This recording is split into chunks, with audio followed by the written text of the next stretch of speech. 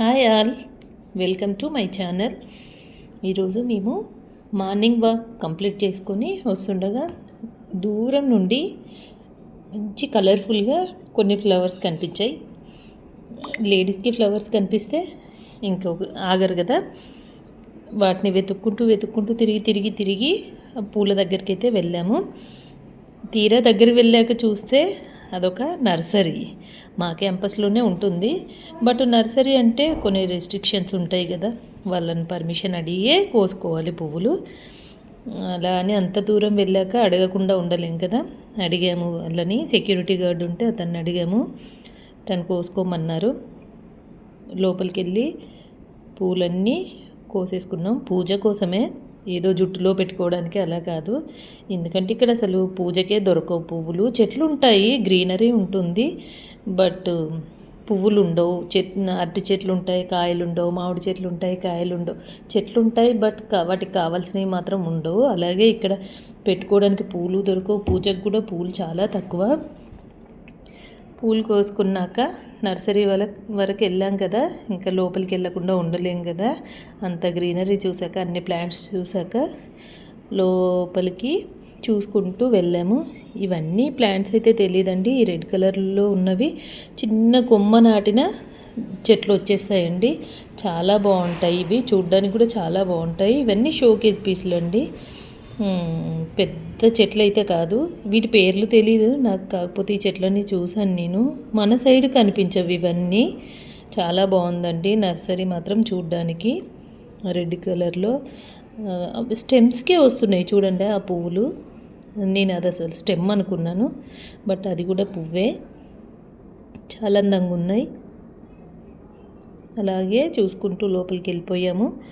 అప్పుడు రోజ్ చెట్లు అన్నీ ఉన్నాయి, అన్ని ప్లాంట్స్ ఉన్నాయి అందులో నర్సరీలో. బట్ మన సైడ్లో ఉండేవి మాత్రం ఉండవండి. ఇక్కడ చాలా తక్కువ, ఏవో కొన్ని ప్లాంట్సే సేమ్ ఉంటాయి. ఎందుకంటే ఇక్కడి వాతావరణానికి ఉండేవే ఇక్కడ ఉంటాయి. నేను ఇక్కడి నుండి మ్యారీగోల్డ్ సీడ్స్ అవి తీసుకొచ్చి మన సైడ్ నాటిన ఒక్క చెట్టు కూడా రాలేదు అందులో నుండి. ఇవి ఇక్కడే ఉంటాయి, మన సైడ్ రావండి.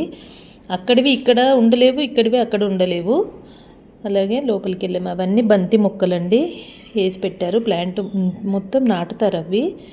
ఇవన్నీ అవే మొక్కలండి. చిన్న కాడ నాటినా వచ్చేస్తాయి. చాలా అందంగా ఉంటాయి. 2 కలర్లు ఉంటాయి ఆ ఆకులు కూడా. ఇవన్నీ బంతి మొక్కలు. అవి వేశారండి, విత్తనాలు వేశారు, అలా వేసి పెట్టేశారు.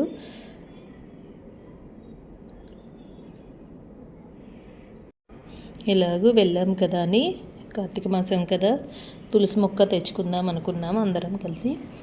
నేను తీసుకున్నాను తులసి మొక్క, వాళ్ళని అడిగేసి. చాలా బాగున్నాయి కదా, చెట్లన్నీ చాలా బాగుంటాయండి ఇక్కడ. అందుకే గ్రీనరీ ఎక్కువ కాబట్టే ఇక్కడ వర్షాలు ఎక్కువ, చలి ఎక్కువ, అన్నీ ఎక్కువే ఇక్కడ. ఇక్కడ చాలా బాగుంటుందండి, గ్రీనరీ చాలా బాగుంటుంది చూడ్డానికి. మన సైడ్ చెట్లన్నీ నరికేసి గ్రీనరీ లేకుండా చేస్తున్నారు, కానీ ఇక్కడ చాలా బాగుంటుంది. జంగల్ కూడా, అడవి కూడా చాలా ఎక్కువ ఉంటుందండి ఇక్కడ. వీళ్ళు చిన్న చిన్న బ్యాంబూస్తో ఇల్లులు కట్టుకుంటారు. మన సైడ్ లాగా పెద్ద పెద్ద బిల్డింగ్లు వేయరు. అందుకే ఇక్కడ అడవి ఉంటుంది. వీళ్ళు అడవిని కాపాడుకుంటారు. వర్షాలు ఎక్కువ పడుతుంటాయి అందుకే. ఈ మొక్కలు ఇటువంటి మన దగ్గర ఉంటాయండి. ఇవి చూసాను నేను మన సైడు.